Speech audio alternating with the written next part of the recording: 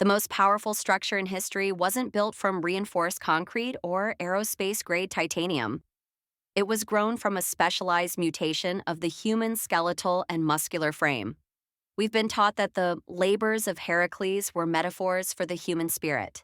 In the lens of bio-mythology, we reveal a different truth. Heracles wasn't a demigod born of a myth. He was a genetic exception, a rare instance where the human hardware was tuned to its maximum physical threshold. Today, we decode the Heracles mutation, the science of hyperdense bone and limitless muscle.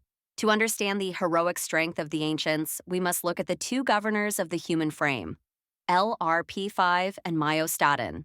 In modern medicine, we have identified families with a mutation in the LRP5 gene that results in bone density so high, they are practically unbreakable. They walk away from car accidents without a scratch. Their skeletons are literal biological armor.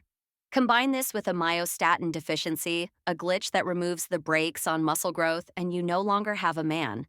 You have a biomechanical tank. The ancients didn't call it a mutation, they called it the blood of Zeus. But why would nature create such a high-output machine? The 12 labors were more than just feats of strength. They were a biological stress test. A body with hyperdense bone and unlimited muscle requires an astronomical amount of fuel. In Day 2, we discuss the Ichor Code, the golden fuel of the gods. Without Ichor, the Heracles mutation is a death sentence. The muscles would crush the internal organs, and the metabolic demand would lead to total system failure. The labors were the only way for the body to burn through the excess energy. Heracles didn't fight monsters for glory, he fought them to keep his own metabolic engine from exploding. But look at the state of our hardware today. We are currently living through a state of physical malware. Through sedentary lifestyles and nutrient-depleted diets, we have triggered the opposite of the Heracles mutation, systemic atrophy. Our bones are becoming porous, and our myostatin levels are artificially high, keeping us in a state of physical weakness. The empire doesn't need to cage you if your own bones can't support the weight of your defiance. We have become soft hardware running on a survival-only script. To unlock the Heracles mutation, Project Apotheosis requires a return to mechanical tension. The ancients understood that the divine frame is only built under extreme load.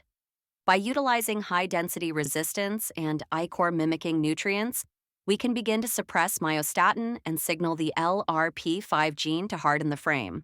You aren't aging. Your hardware is simply deprioritizing its density because it isn't being used. Apotheosis is the process of reclaiming the physical limit that was once reserved for the heroes of legend. But there is a dangerous shadow to this power. The more dense the machine, the more catastrophic the failure when a glitch occurs. A frame built for strength is a frame that is brittle to its own power. Once you harden the bone and max out the muscle, you reveal the software errors that were hidden by your weakness. Tomorrow we examine the final physical file, the flaws in the demigod blueprint. Subscribe to Saiyan Mythos as we face the breaking point of the divine. Because the most powerful structure in history wasn't built from reinforced concrete or aerospace-grade titanium.